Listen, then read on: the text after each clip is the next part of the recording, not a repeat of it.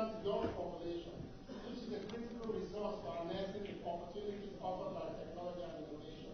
In support of this, the President's stated goal of building a prosperous Nigeria for all. My commitment to His Excellency, Mr. President, to you, the distinguished senators, and indeed all Nigerians, is to give my best with the same passion and conviction that I've demonstrated all my life to achieve the President's economic and prosperity agenda. I look forward to working with all stakeholders across government and the organized private sector to provide intentional support that empowers the strength of our young population so they can continue to contribute to the achievement of a prosperous, inclusive, peaceful society that we all desire. Thank you, distinguished senators, for your time today, and I look forward to working with you all to achieve our collective goals for our great nation Nigeria. God bless His Excellency the President, and long live the Federal Republic of Nigeria.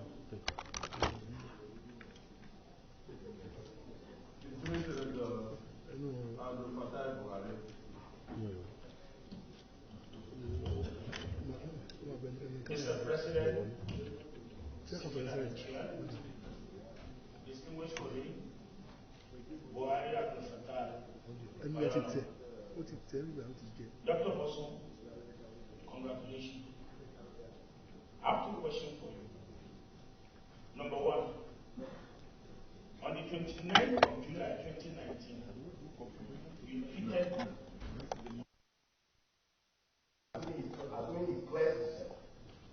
he is an active person. For instance, there are so many inefficiencies within the government sector, especially in the areas of revenue collection.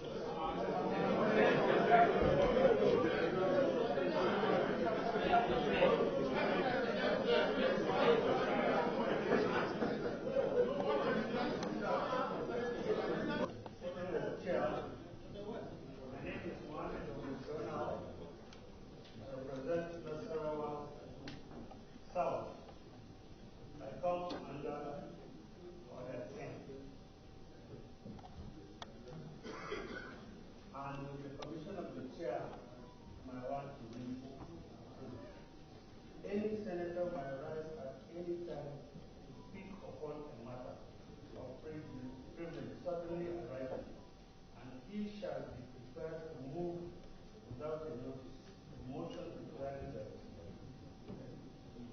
content of or breach of privilege has been committed. I want the Senate President's attention. Okay. Sir, I'm going to ask that you please listen to everything I say as my dear son, because I will speak from my heart, and everything I'll say today can be proven. I've spent the last 15 years of my life going up across the world, looking for people to support young people so they can use technology to help lead this country forward. I've done this in so many ways, very loud and subtle. One of the most subtle things I've done is that since founding my company, we've opened now in 4 countries. And every time we get to the lobby of our office in this country, you will see an artwork there. And embedded in that artwork is the flag of Nigeria. Embedded in that artwork. If you go to the Tijani of the Rwanda today, you will find it. If you go to Nairobi, you will find it. If you go to Namibia, you will find it. Everywhere we go. In 2019, as a sequel to something I did with the logo, the business I do, which is to support young people to do businesses, requires that we raise money. And the ability to raise money relies on the ability to attract investors from abroad. And I did everything possible to do a company that is fully domiciled in Nigeria. In the technology space, people have to domicile their business in Nigeria. I domiciled that business in Nigeria. In 2019, we decided to improve Nigeria's opportunity to be able to raise more money, that we need to be doing a tour of the whole world. But we didn't want to do it just as Nigeria, but as Africa. So I opened up a pink slot. This whole trip was paid for by Google. Nothing came to my pocket. We gave about 8 slots to Nigeria.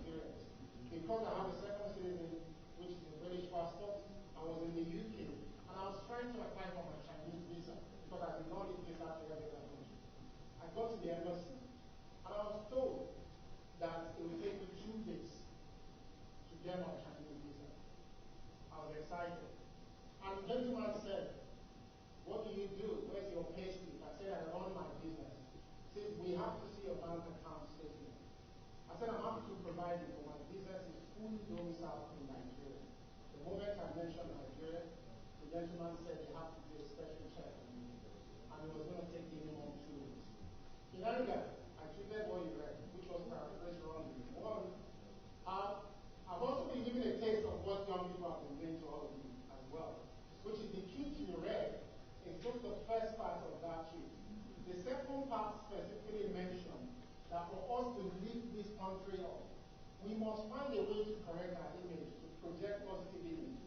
Because I don't want my 2 young girls to grow up because they're going to be proud Nigerians. I don't want them to grow up to experience the same thing. This is something that can be proven. What they've given to you, sir, is just a screenshot of the first one, which is my feelings. I'm very passionate about Nigeria, very. As I'm standing in front of you, I've just closed a business that I've been working on for 2 years, which is going to support 36 Nigerian entrepreneurs with 65 million naira to build technology that's specifically focused on education. I do not do this because of my pocket. I'm standing here with you today because people know me from work at home, not because of my father or mother, because they're good kids. I do not have political connections. I am extremely passionate about Nigeria. What it takes for my sugar bag to say I'm going to Africa for the first time, and before meeting anybody who was me came to, was a lot of due diligence on my passion and interest. What it took for the founder of Twitter to come and meet me as a leader that I wasn't recommended was my passion and interest. And just a couple of weeks ago, when Mr. President was inaugurated, the object was in Nigeria to speak to the young people about the hope and opportunity that exists in this country. I was the one who hosted it, was nationally televised. And it gives a lot of hope for our young people. I am not what is being represented online. I might have said things out of passion and support for young people. On this matter, lastly, because I support a lot of young people, we give them opportunity to come to Yaba to learn software development, to build businesses of their own. So I used to spend almost 30-40% of my time going to look for ways to build young people out of police stations because they were found with laptops in their bags. Not because there was any evidence to show that these people are fraudulent. It was out of his anger and frustration. How can I be trying my best to uplift my country and I'm spending my energy doing things that are impossible? Lastly, I've worked with a lot of people locally as well, just to find so many resources that are opportunities. I've worked with a very rich person here who's created a fund that is backing people in Nigeria and across Africa to do their businesses. I do not have stake in all these businesses. These are businesses that truly believe in our people, and that's why I'm doing. So, Senator Brian, please, I urge you that give me the opportunity to show you the entire tweet that's been passed on to you. That is not me. National community. But since then, you are very good to correct it. You brought EBS in Nigeria. You brought the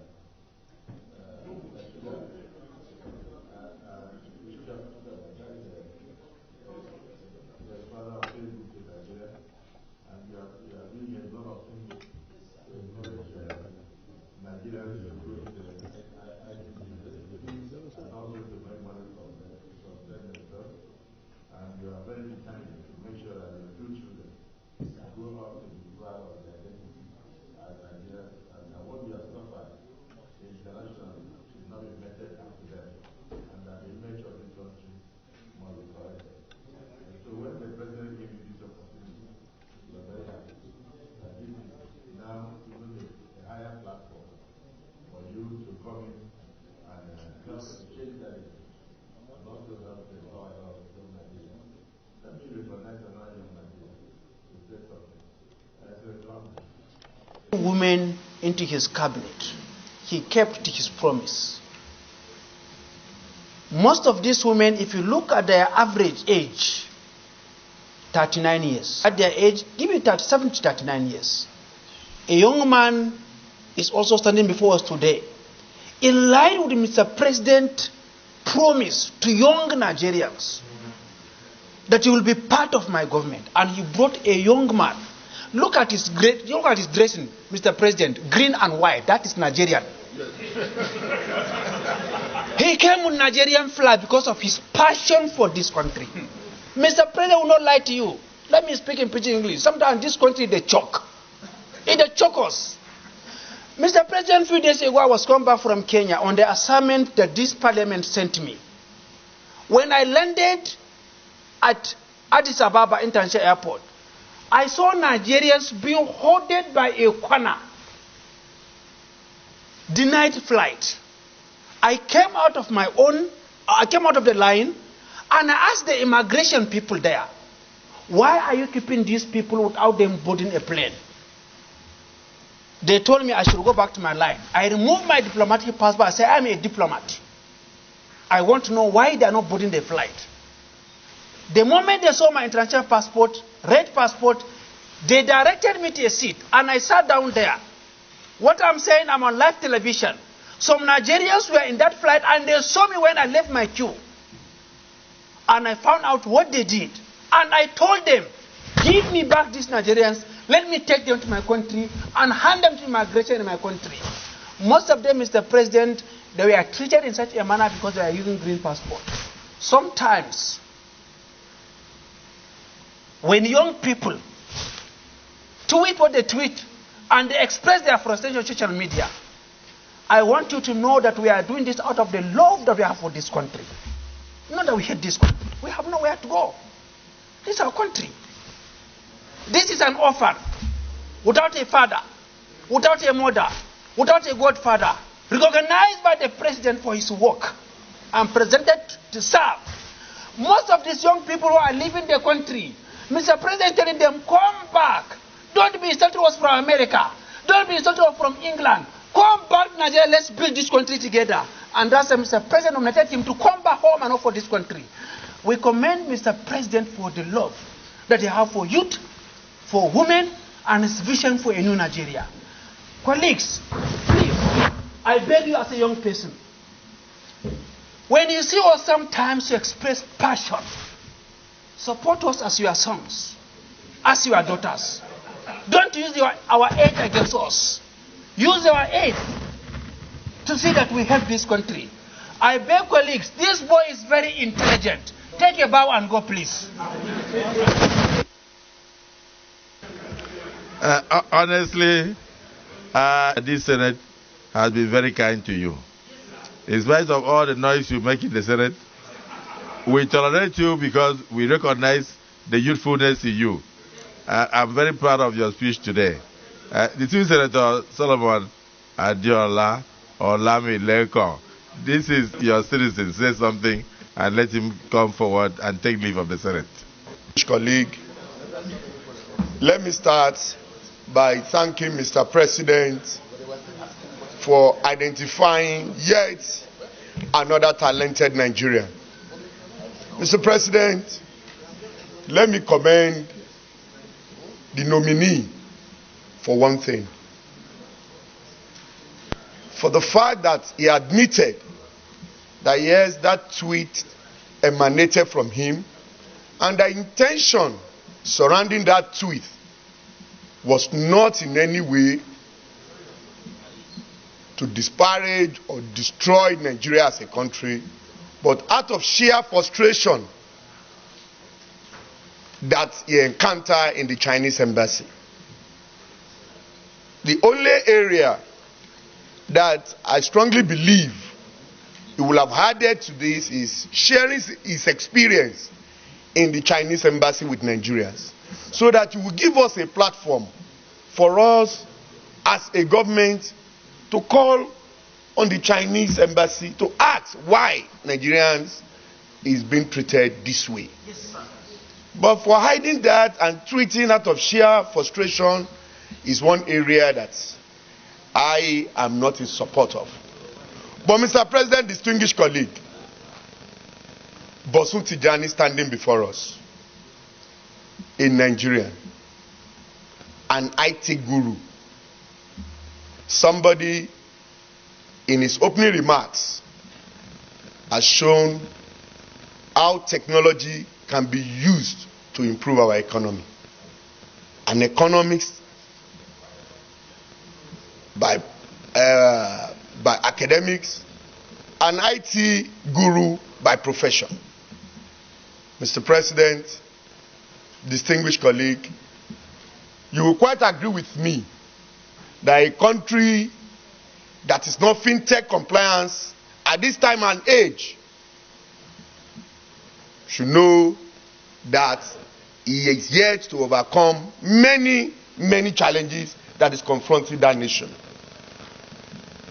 Asiwaju Bola Ahmed Tinubu, the President of the Federal Republic of Nigeria, someone that Nigeria never believed can throw up somebody like Bosun Tijani, a 46-year-old Nigerian, 41-year-old Nigerian going 42, to be a minister of the Federal Republic, is doing it again.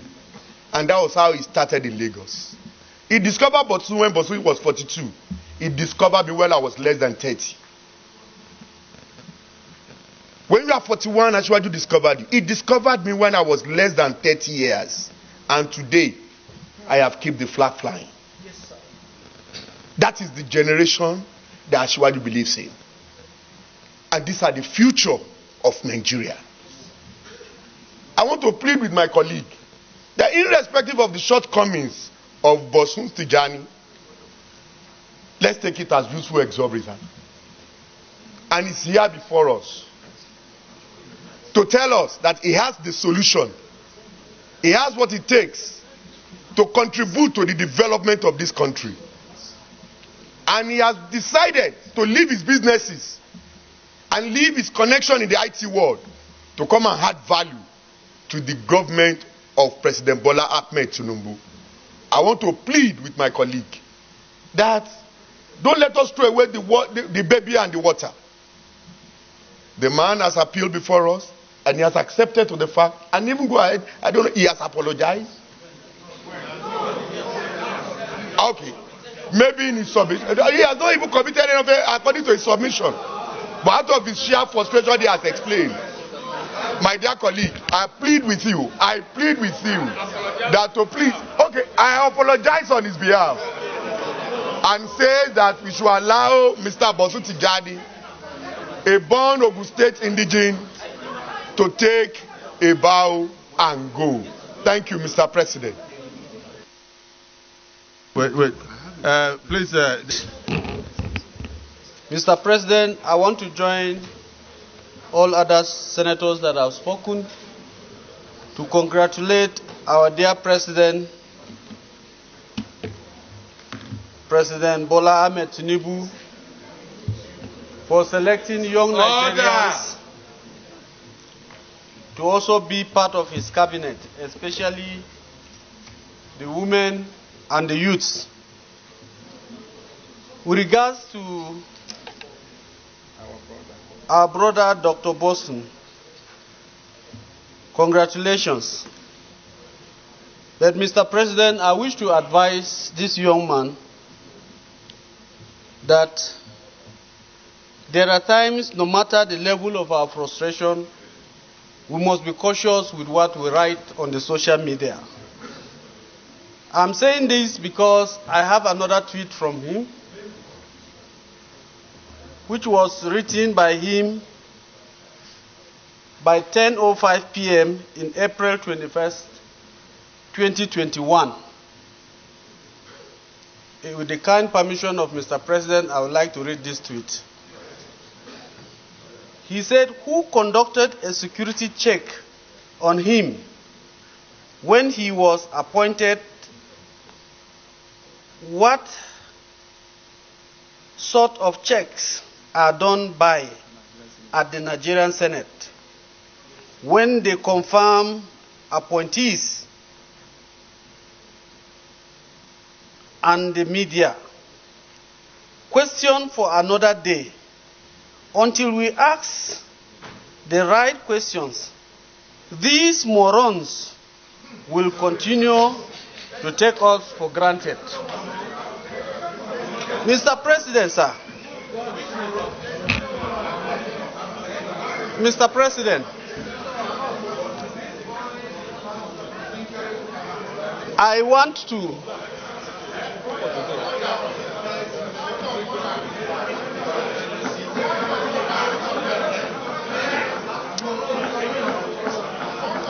Very distinguished colleagues,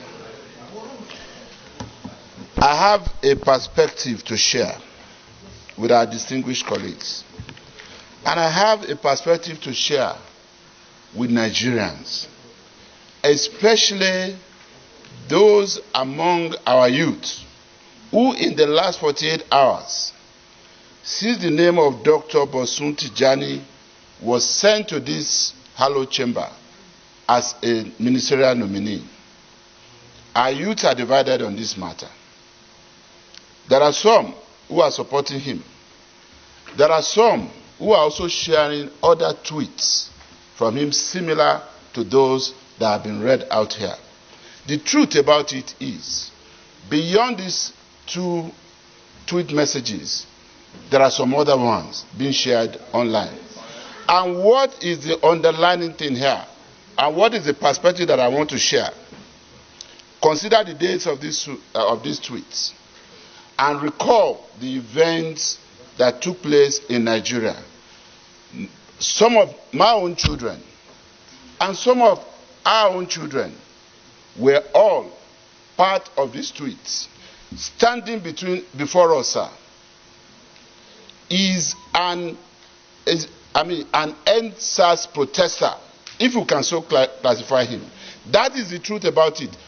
My own daughter, who was not born in Nigeria, I didn't hide my family in the US. I didn't take my family out of Nigeria after I came into public service. I was in the US doing my master's degree. I was there practicing as an attorney when I gave birth to my own children. So they were not born here. But when my daughter was done schooling, she told me she wanted to come to Nigeria for her national service, and I was very glad. My daughter joined the End SARS protests. Around the same time, all these tweets were going on. Very many of our own children asked us questions. Mr. President, I need your protection. All I'm trying to do is share a perspective. The same president, these are the issues for me. Number one, an NSAS protester who believed he was a spokesperson for his own generation, today has come to see the need to join hands with us to build this nation and bring all those ideas around which they organize protest on board to further build Nigeria and rebrand Nigeria. That's number one. More importantly, number two, the same President Bola Ahmed Tinubu, a citizen as he then was, not in any official position, who was accused or alleged as having taken soldiers to toll gate plaza in Lagos to shoot NSA protesters, is the one who today, by the grace of God, as President and Commander-in-Chief of Nigeria, has sent Dr. Bosun Tijani as a nominee to this chamber, because he also believes that they have something to offer. So let's look at it from all these perspectives and know that this man standing before us did what any of our children could have done.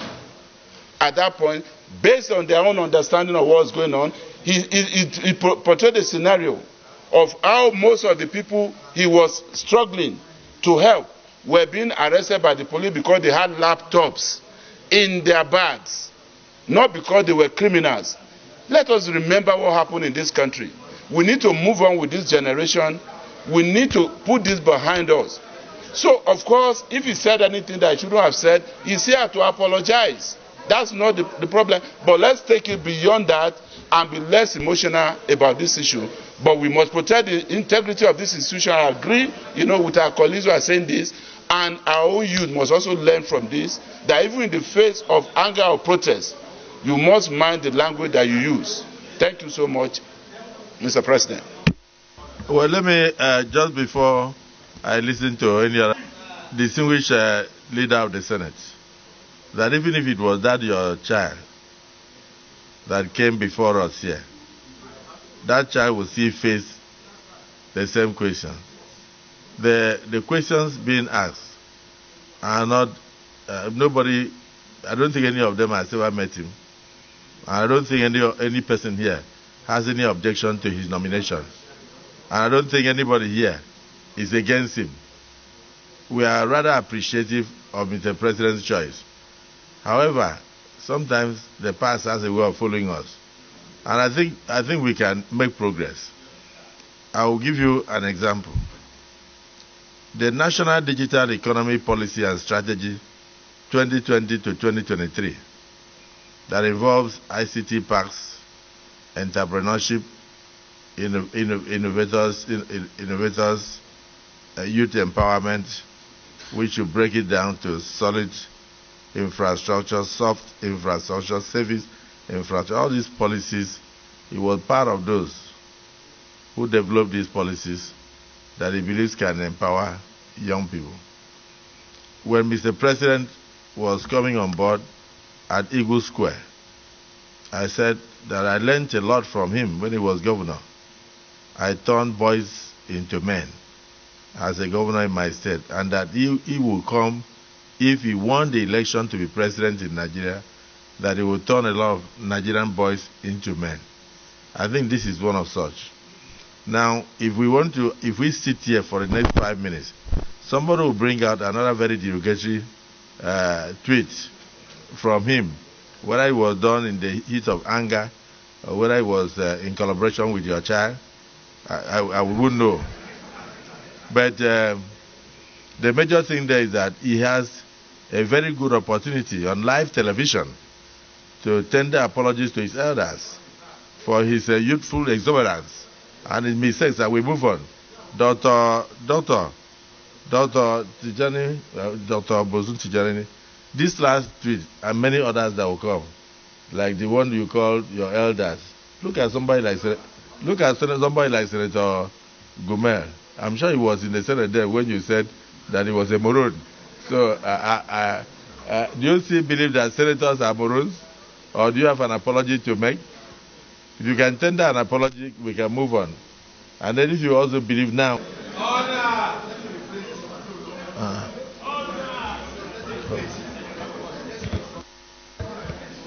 Distinguished senators.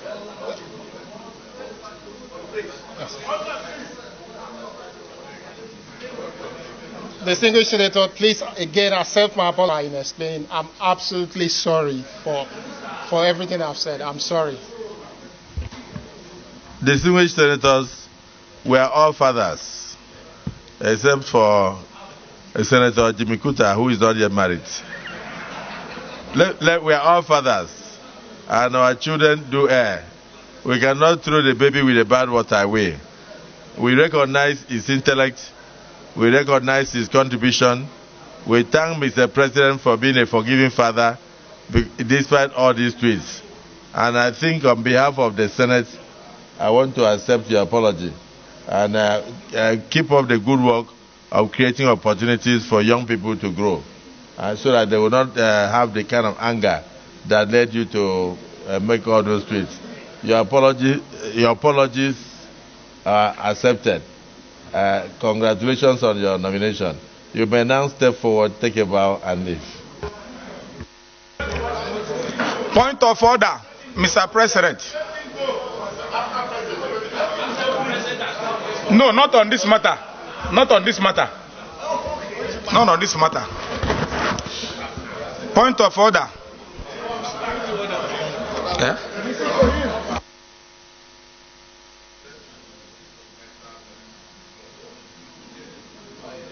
Your Excellency, Senate President, and also distinguished senators. Distinguished senators.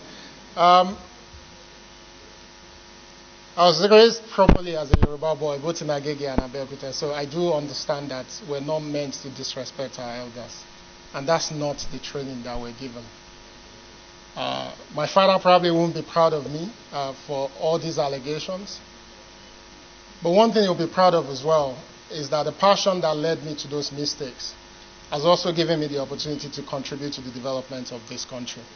So I want to profusely apologize to everyone in this hall, including anyone anywhere in Nigeria that may have been offended about everything I said.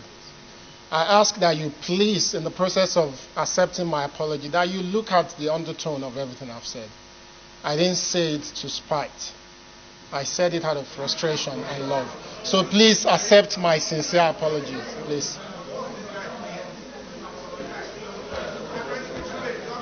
Off the mic. Off the mic. Off the mic.